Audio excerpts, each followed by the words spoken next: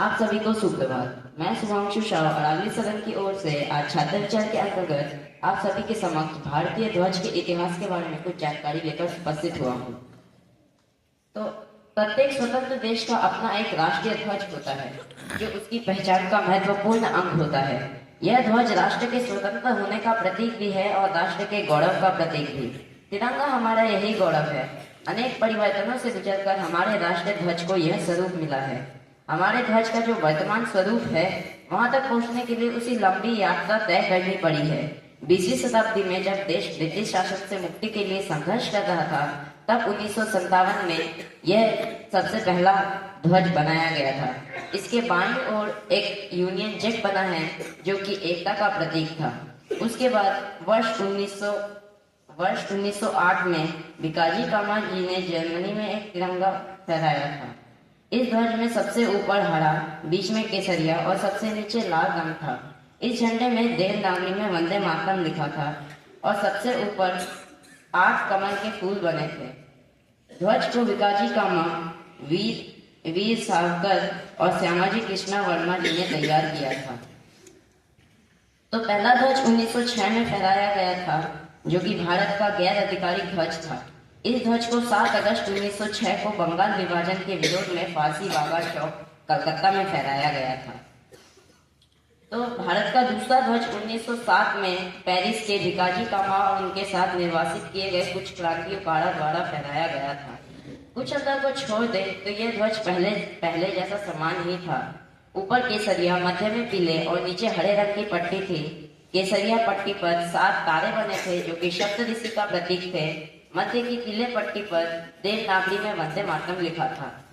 नीचे की हरी पट्टी पर सूरज और चांद अंकित थे। यह ध्वज बर्लिन में हुए समाजवादी सम्मेलन का प्रदर्शित भी था। तीसरा ध्वज 1917 को बनाया गया था।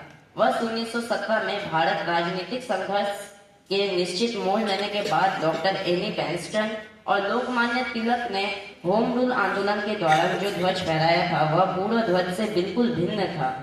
इस ध्वज में 5 लाल और 4 हरी क्षैतिज पट्टियों के बाद क्रम से स्थित थे। इन पट्टियों पर सप्तऋषि के स्वरूप को दर्शाते 7 सितारे और ऊपर दाईं ओर एक कोना में एकता को दिखाने के लिए अर्धचंद्र व तारे भी अंकित थे। ध्वज के बाईं ओर के ऊपरी किनारे पर यूनियन जैक भी बना था। चौथा ध्वज 1921 को फहराया गया था जो कि बेजवाड़ा में अखिल भारतीय कांग्रेस कमेटी के सत्र के दौरान फहराया गया था। इस सत्र ने आंध्र प्रदेश के एक युवक ने झंडा बनाकर गांधी जी को दिया। यह झंडा लाल और हरे रंग का था जो हिंदू और मुसलमान का प्रतिनिधित्व करता था। चौथा ध्वज जो कि ध्वज का यादगार वर्ष माना जाता है वह था 1931। वर्ष 1931 भारतीय राष्ट्र ध्वज की विकास यात्रा का एक यादगार वर्ष है। इस वर्ष को तिरंगे को राष्ट्रीय ध्वज के रूप में अपनाने के लिए एक प्रस्ताव पारित किया गया।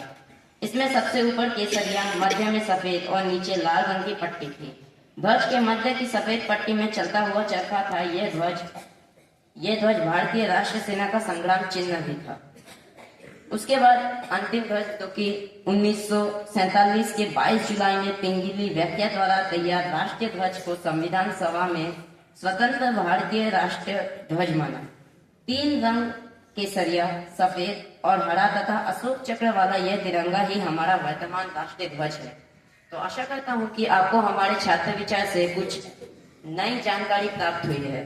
तो आज के लिए बस इतना ही। आज का दिन आपके लिए शुभ एवं मंगलमय हो।